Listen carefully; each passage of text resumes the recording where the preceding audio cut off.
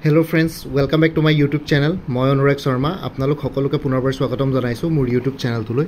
আজি মই আপোনালোকৰ সন্মুখত এটা নতুন ভিডিঅ'লৈ উপস্থিত হৈছো আৰু আজিৰ ভিডিঅ'টোত মই আপোনালোকৰ সৈতে শ্বেয়াৰ কৰিম এটা ৰিক্ৰুটমেণ্ট নটিফিকেশ্যন আৰু সেই ৰিক্ৰুটমেণ্ট নটিফিকেশ্যনখন আহিছে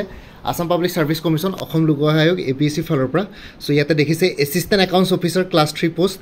of Assam Power Distribution Company Limited ঠিক আছে যোৱাকালি যোনটো ওলাইছিলে হেতু Assam electricity grid corporation limited GCL ওলাইছিলে আজি APDCL ওলাইছে আসাম পাৱাৰ ডিস্ট্ৰিবিউশন কোম্পানী লিমিটেড ইয়াতে 69 টা পোষ্ট ওলাইছে আগৰটো যোৱাকালিটো 61 টা পোষ্ট ওলাইছে সো ইয়াতে 69 টা পোষ্ট ওলাইছে ইয়াতে ওপেন ক্যাটাগৰী টোটাল আছে 36 টা আৰু ইয়াতে ৰিজাৰ্ভ ফৰ উইমেন আছে 13 টা reserve for OBC MOBC total 13 টা আছে তাৰে ৰিজাৰ্ভ ফৰ উইমেন আছে হৰাইজন্টেল ৰিজাৰ্ভেশন 4 টা reserve for the tribes and আদিবাসীৰ কাৰণে 6 টা আৰু ৰিজাৰ্ভ ফৰ উইমেন আছে এটা ৰিজাৰ্ভ ফৰ SC শিডিউল কাষ্টৰ কাৰণে টোটাল 6 টা আছে ৰিজাৰ্ভ ফৰ উইমেন আছে এটা ৰিজাৰ্ভ ফৰ ST প্লেন্স 5 টা ৰিজাৰ্ভ ফৰ উইমেন আছে এটা আৰু reserve for ST hills total 3 টা ৰিজাৰ্ভ ফৰ উইমেন আছে এটাও নাই ইয়াতে গ্ৰেণ্ড টোটাল 69 টা ৰিজাৰ্ভ ফৰ উইমেন আছে 20 আৰু বাকি যোনটো জেনাৰেল ক্যাটাগৰীৰ যোনটো টোটাল আছে 36 হেতু কাৰণে ৰিজাৰ্ভ ফৰ উইমেন মানে উইমেন ক্যান্ডিডেটস বাকি অন্যান্য ৰিজাৰ্ভ ক্যাটাগৰী ক্যান্ডিডেটস সকলোৱে হেতু কাৰণে কম্পিট কৰিব পাৰিব সো টোটাল 69 টা পোষ্ট ওলাইছে PWD আৰু PWPD পাৰ্সনস উইথ বেঞ্চমাৰ্ক ডিসেবিলিটিৰ কাৰণে ৰিজাৰ্ভ আছে 4 টা আৰু এক্স সাৰ্ভিসমেনৰ কাৰণে ৰিজাৰ্ভ আছে 4 টা ঠিক আছে সো আৰু পে স্কেলটো যোৱাকালিৰ নিচিনা 25000 টু 92000 গ্ৰেড পে 11000 আৰু পেমেন্ট 3 এটো যেহেতু এটা PSU পাব্লিক সেক্টৰ আন্ডাৰটেকিংৰ হয় মানে আসাম গভৰ্ণমেন্টৰ আন্ডাৰতে পৰে পাব্লিক সেক্টৰ আন্ডাৰটেকিংৰ হয় সো হেতু কাৰণে পে স্কেলটো অকমান বেছি অন্যান্য আসাম গভৰ্ণমেন্টৰ even class two gazetted post বিলাকৰ কেও বেছি সো ষ্টাৰ্টিং স্যালাৰি আপোনালোকৰ ইনহান 48-50,000 আহি যাব এলিজিবিলিটি ক্ৰাইটেৰিয়াটো যোৱাকালিৰ নিচিনাই ইণ্ডিয়ান সিটিজেন হ'ব লাগে আৰু অসমৰ স্থায়ী বাসিন্দা হ'ব লাগে পাৰ্মানেন্ট ৰেসিডেন্ট অফ আসাম আৰু ডমিকেল প্ৰুফ হিচাপে আপোনালোকে অনলাইন এপ্লিকেশন যেতিয়া কৰিব তেতিয়া পাৰ্মানেন্ট ৰেসিডেন্সিয়েল সাৰ্টিফিকেট বা এমপ্লয়মেন্ট এক্সচেঞ্জ ৰেজিষ্ট্ৰেচন সাৰ্টিফিকেট আপোনালোকে এপ্লাই কৰোতে আপলোড কৰিব লাগিব অসমৰ এমপ্লয়মেন্ট এক্সচেঞ্জ ৰেজিষ্ট্ৰেচন সাৰ্টিফিকেট লাগিব আৰু এডুকেশন কোৱালিফিকেশন যেহেতু যোৱাকালিৰ কাৰণে মই ক্লেৰিফিকেশন ভিডিও এটা আপলোড কৰিম আজি যেহেতু এটো নটিফিকেশন আহি গল সো কাইলে মই এটা ক্লেৰিফিকেশন ভিডিও আপলোড কৰিম ইয়াতে প্ৰথম কোৱালিফিকেশন টোটাল 3টা আছে তাৰ ভিতৰত bachelor degree in arts science and commerce arts science or commerce from a recognised university with minimum 55% marks so ইয়াতে মেবি ইঞ্জিনিয়াৰিং গ্ৰেজুৱেটস বাকি অন্য যোনখিনি প্ৰফেশনাল কোৱালিফিকেশন আছে BBA BCA BTech BE so তেওঁলোকে সাকে এপ্লাই কৰিব নোৱাৰিব বা ল গ্ৰেজুৱেট বা যিখিনি আছে ইয়াতে আৰ্টছ সায়েন্স কমাৰ্চ বুলি যেতিয়া কয় তেতিয়া আমি বুজো যে আৰ্টছ সায়েন্স কমাৰ্চ বুলি কলা মানে আমি জেনাৰেল কোৰ আৰ্টছ সায়েন্স কমাৰ্চ তো বুজো BA BSc BCom সো বাকি ইঞ্জিনিয়াৰিং গ্ৰেজুৱেট সকলে ইয়াতে এপ্লাই কৰিব নোৱাৰে তথাপিতো যদি ইয়াতে কিবা চেঞ্জেস হয় তেতিয়ালৈকে আপোনালোকে অনলাইন এপ্লিকেশন কৰি চাব যদি এপ্লিকেশন একসেপ্ট হয় তেতিয়াহলে একসেপ্ট হৈ যাব যদি সিস্টেম এনলৈ তেতিয়া গম পাব যে এপ্লাই কৰিব নোৱাৰে ঠিক আছে সো ইয়াতে জেনাৰেল গ্ৰেজুৱেট বিচাৰিছে আৰ্টছ সায়েন্স কমাৰ্চ যিকোনো গ্ৰেজুৱেটে এপ্লাই কৰিব পাৰিব মিনিমাম 55% মাৰ্কস লাগিব গ্ৰেজুৱেচনত আকৌ হে 55% মাৰ্কস তো অকল জেনাৰেল আৰু OBC ৰ কাৰণে সেকেন্ড পইণ্ট যোনটো দি আছে for departmental candidates and those belonging to the schedule caste schedule tribe minimum qualification marks in a bachelor degree 50% ঠিক আছে সো SC ST কাৰণে 50% আৰু যি সকলে অলৰেডি APDCL চাকৰি কৰি আছে তেওঁলোকৰ গ্ৰেজুৱেচনত 50% লাগিব গ্ৰেজুৱেচনত ব্যাচেলৰ ডিগ্ৰী 50% মাৰ্কস থাকিলে এপ্লাই কৰিব পাৰিব SC ST আৰু ডিপাৰ্টমেন্টাল ক্যান্ডিডেটস সকলে বাকি যি সকল নতুনকৈ এপ্লাই কৰিছে বা জেনাৰেল আৰু OBC ৰ হয় তেওঁলোকৰ 55% লাগিব আৰু বিকমৰ ক্ষেত্ৰটো এগ্ৰিগেট 55% লাগিব যি সকলে কমাৰ্চ গ্ৰেজুৱেট আৰু লগতে কাৰোবাৰ যদি কমাৰ্চৰ মেজৰ বা অনাৰ্স আছে লাইক একাউন্টেন্সি ফাইনান্স বেংকিং মেনেজমেন্ট এবোৰ যদি কিবা সাবজেক্টত মেজৰ আছে তেলে মেজৰ সাবজেক্টটো 55% মাৰ্কস লাগিব বিকমৰ ক্ষেত্ৰত আৰু লগতে কোনবা যদি আৰ্টছ বা সায়েন্স গ্ৰেজুৱেট আছে তেতিয়া হলে তেওঁলোককো 55% মাৰ্কস লাগিব মানে অকল জেনাৰেল আৰু OBC ৰ কথা কৈছো SC ST কাৰণে 50% এটো ক্ষেত্ৰত আৰু লগতে কোনবাৰ যদি আৰ্টছ আৰু সায়েন্স গ্ৰেজুৱেটৰ যদি কাৰোবাৰ যদি ম্যাথমেটিক্স বা ষ্টেটিষ্টিক্স বুলি এটা সাবজেক্ট আছিল ডিগ্ৰীত মেজৰ সাবজেক্টৰ কথা কোৱা নাই যিকোনো এটা যদি সাবজেক্ট আছিল হে সাবজেক্টত পাৰ্টিকুলাৰলি 55% মাৰ্কস ইয়াতে স্কোৰ কৰা হ'ব লাগিব আৰু লগতে কোনবা যদি আৰ্টছ আৰু সায়েন্স গ্ৰেজুৱেটৰ যদি ম্যাথমেটিক্স আৰু ষ্টেটিষ্টিক্স অনাৰ্স আছিল তেতিয়ালে হে অনাৰ্স সাবজেক্টটো 55% মাৰ্কস স্কোৰ কৰা হ'ব লাগিব কাৰণ অনাৰ্সত 55% মাৰ্কস ইয়াতে লাগিব অনাৰ্স সাবজেক্ট ইয়াতে কেবাটাও মানে ইয়াতে বেলেগ অৰকে দিয়া আছে তো আপোনালোকে যি সকলৰ জেনাৰেল গ্ৰেজুৱেটছ হয় যি সকলৰ মেজৰ বা তেনেকুৱা ম্যাথমেটিক্স ষ্টেটিষ্টিক্স নাই সো তেওঁলোকে এপ্লাই কৰিব পাৰিব কাৰণ প্ৰথম লাইনটো দেখিছে bachelor degree in arts science or commerce from a recognise university with minimum 55% marks তাৰপিছতে দিছে অৰ ঠিক আছে গোটেইকেইটা কণ্ডিশ্যন আছে সেইটো বস্তু তেনেকৈ ফুলফিল কৰি পেলাই আপোনালোকে নিজৰ মাৰ্কছৰ লগত মিলাই চালে হ'ল আৰু 2 নম্বৰটো ক'লোৱে SC ST আৰু ডিপাৰ্টমেণ্টেল কেণ্ডিডেটছৰ কাৰণে 50% লাগে আৰু বাকী 3 মহীয়া মিনিমাম 3 মান্থছৰ এখন কম্পিউটাৰ ডিপ্ল'মা চাৰ্টিফিকেট লাগিব ইয়াতে অৰ নাই গোটেইকেইটা মেণ্ডেটৰী কোৱালিফিকেশ্যন হয় চ' আপোনালোকৰ কম্পিউটাৰ ডিপ্ল'মা এখন লাগিব 3 মহীয়া 3 মান্থছৰ মিনিমাম কম্পিউটাৰ ডিপ্ল'মা এখন লাগিব ডিপ্ল'মা চাৰ্টিফিকেটখন লাগিব আপলোড কৰিব লাগিব তেতিয়াহে আপোনালোকে এপ্লাই কৰিব পাৰিব আৰু এজৰ কাট অফ ডেটটো হ'ল 1 জানুৱাৰী 2024 আপোনালোকৰ 1 জানুৱাৰী 2024 দিনাখন মিনিমাম 21 ইয়াৰ্ছ হ'ব লাগিব আৰু মেক্সিমাম 38 ইয়াৰ্ছ হ'ব 38 ইয়াৰ্ছৰ ওপৰত হ'ব নালাগিব ঠিক আছে maximum age limit 38 years for general category SC ST কাৰণে 5 ইয়াৰ্ছ ৰিলেক্সেশ্যন আছে up to 43 years OBC MOBC কাৰণে 3 ইয়াৰ্ছ ৰিলেক্সেশ্যন আছে আপ টু 41 ইয়াৰ্ছ আৰু এক্স ছাৰ্ভিচমেনৰ কাৰণে 50 ইয়াৰ্ছ আছে জেনেৰেল কেটেগৰীখিনিৰ কাৰণে বাকী OBC MOBC কাৰণে 3 ইয়াৰ্ছ আপাৰ এজ ৰিলেক্সেশ্যন আছে 53 ইয়াৰ্ছৰ লাগে আৰু SC ST কাৰণে 5 ইয়াৰ্ছ ৰিলেক্সেশ্যন আছে 55 ইয়াৰ্ছৰ লাগে আৰু পাৰ্চনছ উইথ বেঞ্চমাৰ্ক ডিছেবিলিটিৰ কাৰণে 10 years relaxation irrespective of SC ST OBC বা ইউআৰ কেটেগৰী ঠিক আছে আৰু এজ প্ৰুফ হিচাপে আপোনালোকৰ ক্লাছ 10 বা ক্লাছ 12ৰ examination admit card pass certificate বা মাৰ্কশ্বিট যোনখনত আপোনালোকৰ ডেট অফ বাৰ্থ ভালকৈ মেনশ্যন আছে সেইখন তাতে আপলোড কৰিব লাগিব অনলাইন এপ্লিকেশ্যন কৰোঁতে তাৰ বাহিৰে বেলেগ চাৰ্টিফিকেট ইয়াতে একচেপ্ট কৰা নহ'ব PWBD কেণ্ডিডেটসকলেও PWBD কেটেগৰী চাৰ্টিফিকেট আপোনালোকে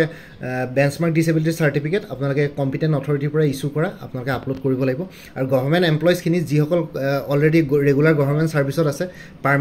পাৰ্মানেণ্টে হওক বা টেম্পৰী হওক বা কেজুৱেল হওক এডহক হওক ডেইলি ৱেজেছ হওক বা আৱাৰলি পেইড কণ্ট্ৰেক্ট বেচিছতো যদি কৰি আছে গভৰ্ণমেণ্টৰ আণ্ডাৰত তেতিয়াহ'লে তেওঁলোকে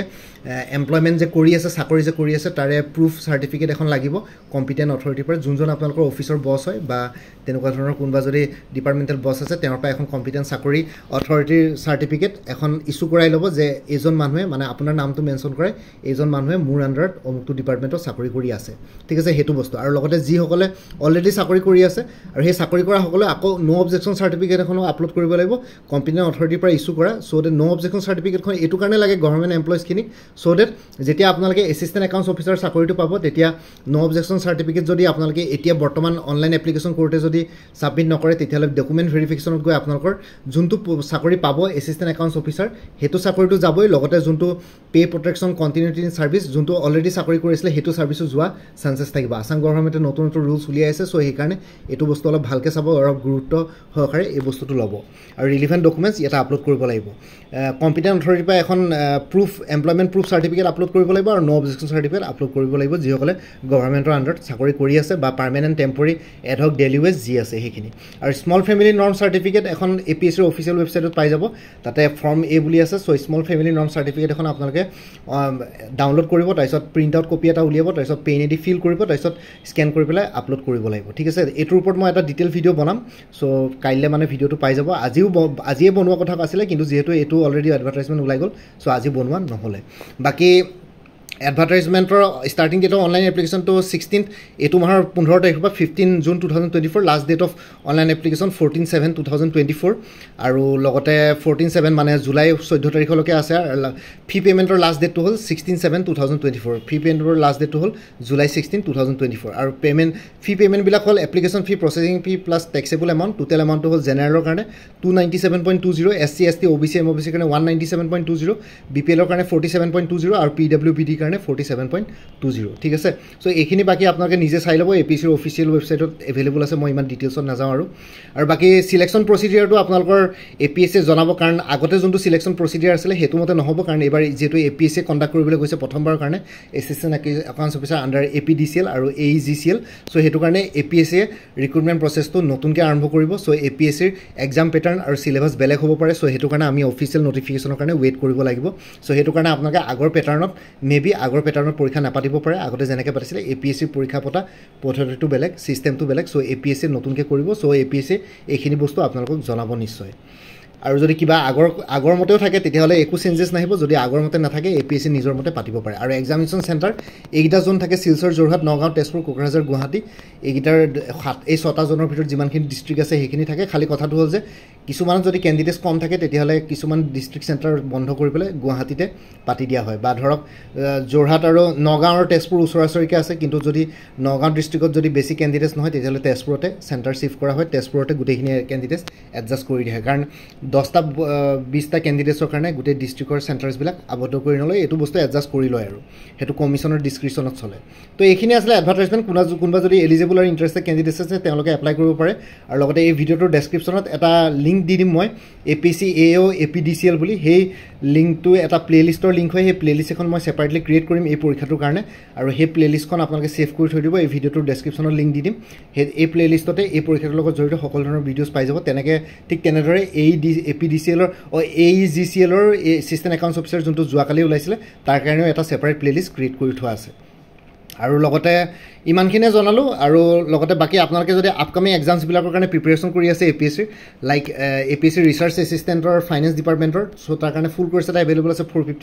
APSCৰ প্ৰিলিমিনাৰী 2024-25ৰ কাৰণে ফুল ক'ৰ্ছ এটা এভেইলেবল আছে 450ত আছাম কোঅপাৰেটিভ এপেক্স বেংকৰ এছিষ্টেণ্টৰ কাৰণে ফুল ক'ৰ্ছ এটা এভেইলেবল আছে 450ত এইটো পৰীক্ষা জুন 23 জুনত আছে এইটো মাহৰে আৰু APSC CDPOৰ ফুল ক'ৰ্ছ এটা এভেইলেবল আছে জেনেৰেল ইংলিছ আৰু জেনেৰেল নলেজৰ কাৰণে 400ত আছাম ডাইৰেক্ট ৰিক্ৰুটমেণ্ট 2.0ৰ ফুল ক'ৰ্ছ এটা এভেইলেবল আছে 450ত উইমেন এণ্ড চাইল্ড ডেভেলপমেণ্টৰ ষ্টেটিষ্টিকেল এছিষ্টেণ্টৰ ফুল ক'ৰ্ছ এটা এভেইলেবল আছে 400ত আছাম পুলিচ SI কনষ্টেবল আদাৰ্ছৰ কাৰণে ফুল ক'ৰ্ছ এটা এভেইলেবল আছে 450ত APSC computer operator full course এটা এভেইলেবল আছে 400ত APSC টুৰিজম ডেভেলপমেণ্ট অফিচাৰৰ ফুল ক'ৰ্ছ এটা এভেইলেবল আছে 325ত আৰু APSC motor vehicle inspector general studies পেপাৰখনৰ ফুল ক'ৰ্ছ এটা এভেইলেবল আছে 450ত আৰু আপডেটেড কাৰেণ্ট এফেয়াৰ্ছবিলাক আপোনালোকে প্ৰত্যেক মাহে পাই থাকিব এতিয়া যিহেতু কাৰেণ্ট এফেয়াৰ্ছ এই ক'ৰ্ছকেইটাত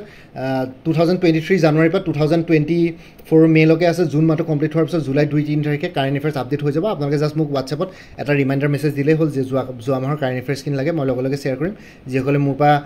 ক'ৰ্ছবিলাক ল'ব আৰু কাৰেণ্ট এফেয়াৰ্ছৰ এক্সেছটো আপোনালোকে গোটেই লাইফ টাইম পাব চ' কাৰেণ্ট এফেয়াৰ্ছ আপোনালোকে মোৰ পৰা পাই থাকিব আৰু যিসকল ইণ্টাৰেষ্টেড কেণ্ডিডেটছ ক'ৰ্ছবিলাক লোৱাৰ ক্ষেত্ৰত এই হোৱাটছএপ নাম্বাৰটো 9706557851 এই হোৱাটছএপ নাম্বাৰটো মেছেজ কৰি জনাওক আপোনালোকক কোনটো ক'ৰ্ছ লাগে ক'ৰ্ছৰ কণ্টেণ্টছ যদি চাব বিচাৰে ক'ৰ্ছৰ কণ্টেণ্টছখিনি দেখাম আৰু লগতে পে'মেণ্টৰ লিংক দি দিম পে'মেণ্ট কৰাৰ লগে লগে আপোনালোকে গোটেইখিনি ক'ৰ্ছেছ হোৱাটছএপতে এভেইলেবল পাই যাব PDF ফৰ্মেটত আছে ক'ৰ্ছখিনি MCQ বেছ ক'ৰ্ছ য'ত এক্সপ্লেনেশ্যন লাগে তাত আছে য'ত মেথছ ৰিজনিং এপ্টিটিউডৰ ক্ষেত্ৰত যদি formula step by step explanation লাগে সেইখিনিও আছে চ' ইয়াতে গোটেইখিনি পাই যাব as per official syllabus chronological order আছে চেপ্টাৰ ৱাইজ চ' আপোনালোকে এই ক'ৰ্ছখিনিৰ কথাও এই ভিডিঅ'টোৰ ডেছক্ৰিপশ্যন আৰু কমেণ্ট ছেকশ্যনত দি দিম আপোনালোকে এই ভিডিঅ'টো আৰু ডেছক্ৰিপশ্যন আৰু কমেণ্ট ছেকশ্যন চেক কৰিলে পাই যাব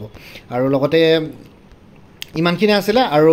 এই হোৱাটছএপ নাম্বাৰটো অনুগ্ৰহ কৰি কল নকৰিব এইটো জাষ্ট হোৱাটছএপ মেছেজৰ কাৰণে এভেইলেবল কলৰ কাৰণে এভেইলেবল নহয় আৰু লগতে মোৰ আৰু এটা চেনেল আছে অসম আইকিউ বুলি সেই চেনেলটোৰ লিংকটো এই ভিডিঅ'টোৰ ডেছক্ৰিপশ্যনত দি দিছোঁ আপোনালোকে সেইটো চেনেলো ছাবস্ক্ৰাইব কৰি ল'ব পাৰিব যাতে ভৱিষ্যতলৈ এনেকুৱা ধৰণৰ কম্পিটিটিভ এক্সামছবিলাক দিয়াৰ ক্ষেত্ৰত আৰু অলপ এক্সট্ৰা গাইডেঞ্চ পাই যায় বাকী ইমানে আছিলে মোৰ ভিডিঅ'ছবোৰ চাই যদি ভাল পায় মোৰ চেনেলটো ছাবস্ক্ৰাইব কৰি ল'ব আৰু লগতে আপোনালোকৰ যিমানখিনি ফেমিলি ফ্ৰেণ্ডছ ৰিলেটিভছ আৰু চিনাকি এক্সপিৰিয়েঞ্চ আছে তেওঁলোকৰ লগত মোৰ চেনেলটো শ্বেয়াৰ কৰিব লগতে কমেণ্ট ছেকশ্যনত জনাব কিবা যদি কুৱেশ্যন থাকে ডাউট থাকে মই নিশ্চয় আপোনালোকৰ কুৱেশ্যনছ আৰু ডাউটছবিলাকৰ ৰিপ্লাই দিবলৈ চেষ্টা কৰিম বাকী এই ভিডিঅ'টোৰ ডেছক্ৰিপশ্যন আৰু কমেণ্ট ছেকশ্যন চেক কৰক এই ক'ৰ্ছবিলাকৰ কথা ডিটেইলছ জানিবৰ কাৰণে আৰু লগতে আৰু এক্সট্ৰা ইনফৰমেশ্যনৰ কাৰণে বাকী আজিৰ ভিডিঅ'টো ইমানতে সমাপ্ত কৰি আপোনালোক সকলোৰ পৰা বিদায় দিলোঁ কাইলৈ পুনৰ এটা নতুন ভিডিঅ'লৈ আপোনালোকৰ সন্মুখত উপস্থিত হ'ম তেতিয়ালৈকে ভালকৈ প্ৰিপেৰেশ্যন কৰি থাকক সকলোৱে অল দি বেষ্ট থাকিলে bye take care friends Bharat মাতা কি